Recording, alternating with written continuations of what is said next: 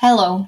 So there are moments when you want more people working on the software, either a bookkeeper, or you want to invite an accountant or a financial advisor, whichever you prefer. So you go to advanced and then you look for organization setting and you find users. Obviously, you need to bear in mind that some of the software may charge you a fee, but in Xero they don't. So what you do, you write the name and surname of the person, their email address, and you decide what you want to give them access to. So in our case, if you invited us as advisors and us to look after your bookkeeping, being able to look for any information and run all the reporting and invite our own team. So you click on advisor and you tick all the boxes. You can add a message if you wanted to, and then you send invite.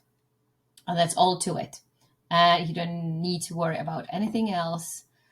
But if you want to add for payroll and projects, again, you just go for the for the role you select. So admin can look after all the projects, set them up, but you obviously need to make sure that it's set up in your Xero. And obviously payroll, that's an extra, so you have to pay for that too.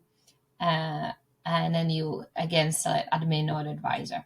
But in our case, we just need an advisor. But if you had people who were just going to do invoicing, you decide what type of information they've got access to. So you've got somebody who just do quoting and sells invoices, and they can send them.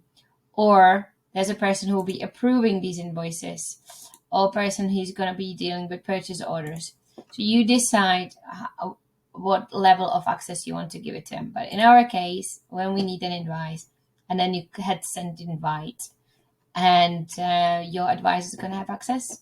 So I hope that was helpful. And if you have any more questions, please let us know. Thank you.